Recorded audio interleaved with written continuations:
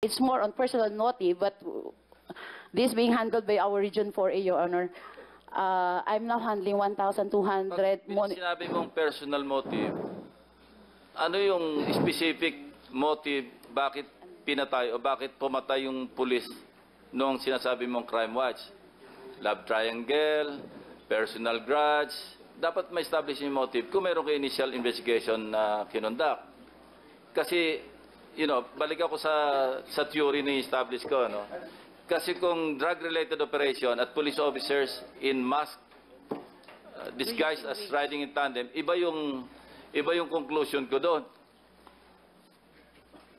They could be over-eager police officers na ayaw lumantad sa legitimate operation na pumatay ng drug pushers. Pwede rin namang they were instructed by higher authorities. So, sa akin, importante yung ma-establish yung motive para makadraw tayo ng conclusion. Di ba? So, ano yung personal motive na sinasabi mo? This is my opinion, Your Honor, but... No, you're an investigator. You don't give us an opinion. Your Based Honor, on your findings. Yes, Your Honor. I just, in receipt of the findings, we have the initial report.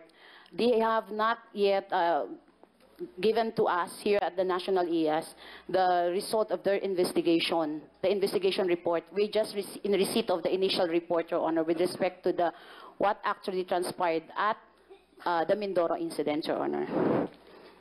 But we will provide you with the information if we are already in receipt of that investigation report, Your Honor.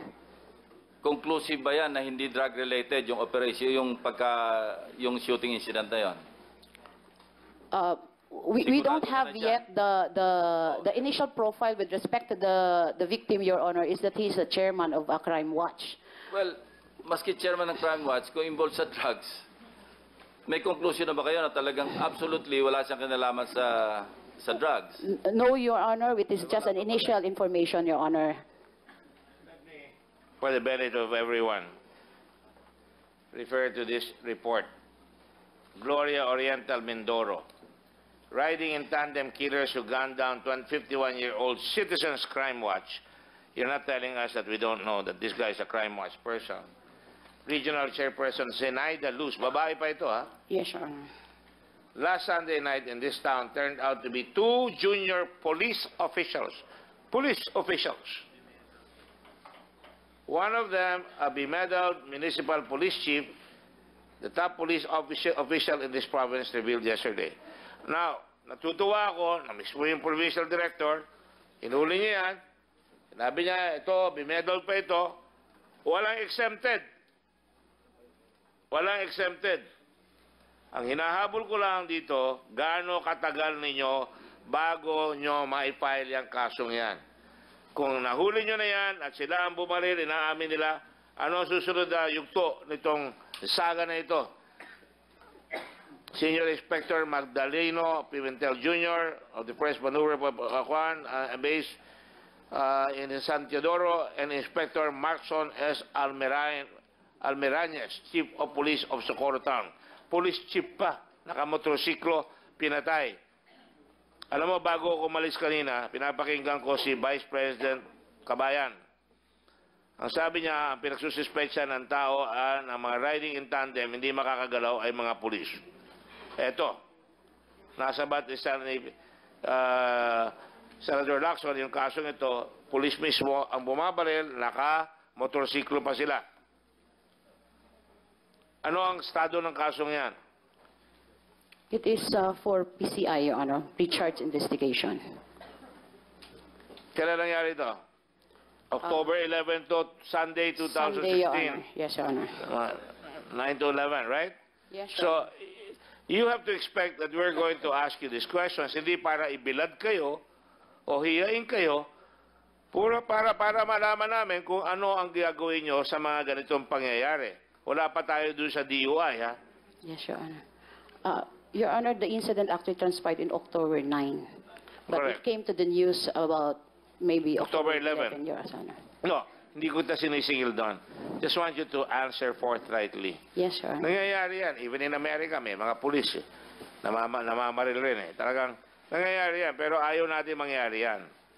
So, the point is, can you give us any example doon sa 28 na sinabi nyo na, litis nyo na, nasa legal affairs? Ano yung mga kaso ngayon?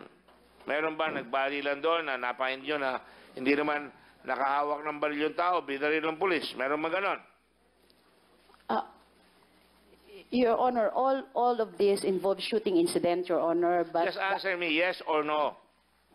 I don't have any information, Your Honor, about the 28, Your Honor, but these are shooting incidents. You know, I want the police. Alam mo ako, nag-mayor ako. Pinakamasamang police yung police ko noong araw. In 1 year, we turned it around. We made it the best police council in the whole country. That was way back in 1980.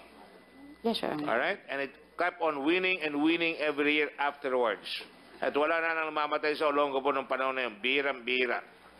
So don't tell me you do not know. Your Honor, I have, So, sasabihin ko na lang sa inyo, but I sa can give, 28, ulitin ko yung tanong, ilan doon involving shooting incident ang na-find out nyo na yung taong binaril, walang baril, o di ka naman lumalaban, binaril, nakataas ang kamay, binaril, nakaluhod na, binaril. You know, ang media natin, madilikod siya, tama lang. Yung nangyari doon sa Caloocan, tinanggal yung lalaki, 17-year-old, pinatay. This is not gonna be a picnic, you know.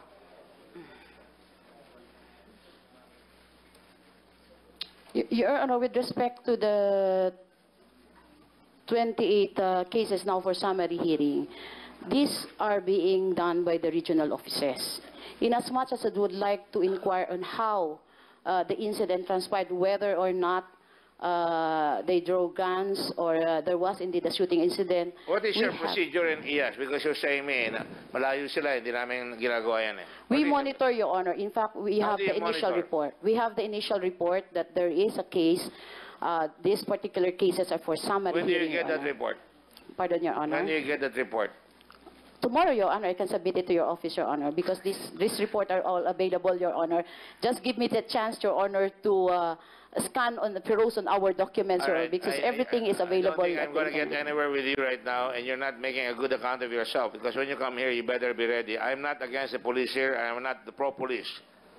I just want to make sure we can come out with a decent investigation report here, committee report here that will say, these are the following things that must be done right away.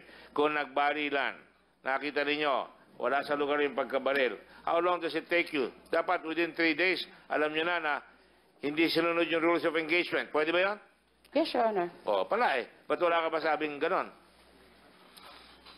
300 yun na-resolve nyo eh. Yes, Your That Honor. means sinabi niya, hindi, tama lahat ng ginawa nila. Namaril sila, lumalaban yung tao, papatayin yung polis, napatay namin. Okay yon, kung totoo yon.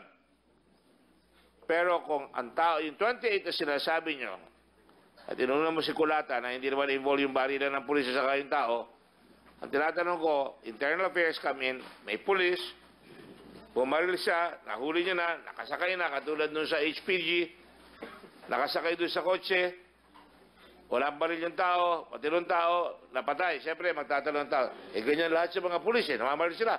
Ayaw natin yon. Ang gusto natin, lalabas, lumalaban talaga sa pulis, na patunayan.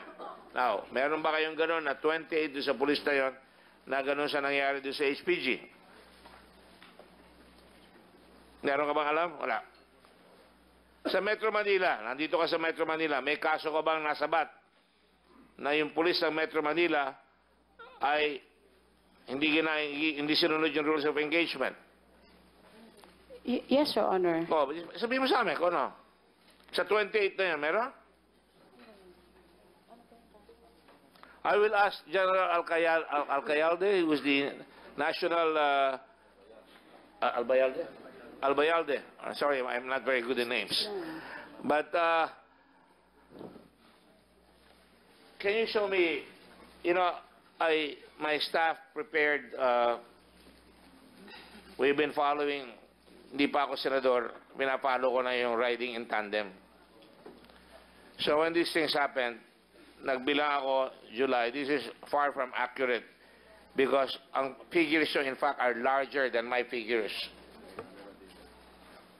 Will somebody please operate that? In Manila, lumalabas, May papel ka ba dyan? Dito? Dito na lang, dito na lang. Meron ka ba?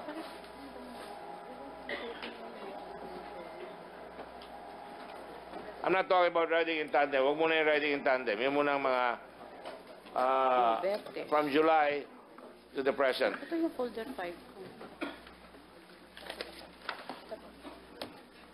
I'm sure you have better figures, General, no, than me, because you have figures in the PNP. And mine doesn't compare to yours. Mine is based on calling it from the national media. If I were the PNP chief, and I'm not, but if I were a mayor of Metro Manila, let's say Manila Police, and I want to protect my people, I would say, in the city of Manila, you have a police superintendent, Joel Coronel. Is that correct? Is he here? Yes, Your Honor. Hello, okay. Can you put him under oath? I want to advise you that I am not a McCarthyist, no? I'm not finding fault. I'm finding a solution to a problem. I don't even have to tell you that, but I want you to know that we will find a solution. Go ahead. Sir, Superintendent Coronel. sir, sir, can we do this for the police officers who are here? Huh? For all the police officers who are here. Isa-isa natin. Pag tinawag na lang. Kindly raise your right hand, sir. Do you solemnly swear to tell the truth, the whole truth, and nothing but the truth in this proceeding? Sit down. And you are the head of the Manila Police Department. Thank you. Please sit down. Thank you very much for coming, sir. Let me ask you, sa akin hong talaan, under police operations ang namatay sa Maynila, do you have yours? Meron ba kayo? Pakisabi niyo lang ho ilan sa inyo.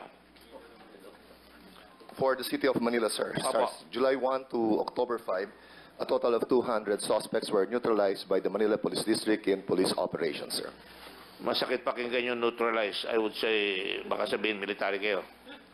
Were killed in the course of police Pwede operations. naman sabihin decaffeinated. No? Yes, sir. All right. Just funny. Sa inyo, 200 lang? Yes, sir. As of October 1. 200, exact. Yes, sir. Yes, sir. Sa amin, 164. Sa police operations yan, ha? Yes, sir. In police operations. And DUI, ilan sa inyo? Sa amin, 40. Nakalat ng staff namin. Yes, sir. For police operations, sir, it's 54, Your Honor. 54. So mataas kayo. Ang grand total is 204 sa amin. Sa inyo, ilan ho? Grand total, sir, is 254, Your Honor. 254. 54. Yes, Your Honor. Ilan ho ang nahuli niyong pumapatay doon sa DUI na 50 sa inyo? Because siyempre, Yes, kung ako mayor, ako I take pride in trying to provide citizens peace and order to the point that pag may namatay, I am awakened at night. Kaya sanay ako mapuyat eh.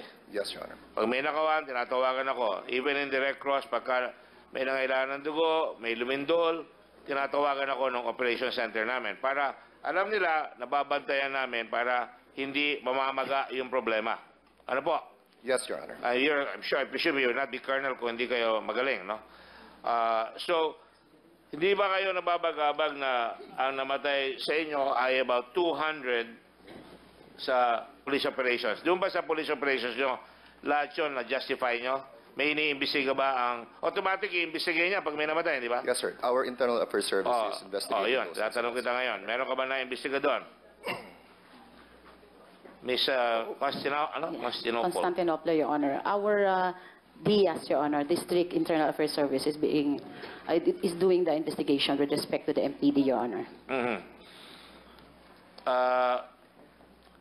If that is the case, meron ba kayong kinasuhan na ng murder? Meron o wala? Criminal case, Your Honor, administrative, Your Honor. Criminal case. Criminal case? As far as I'm concerned, we have not Wala. filed Okay. any criminal Good. case, Your Honor. Sa administrative, improper implementation of the rules of engagement. We have one, Your Honor. One. One with respect to the NCR.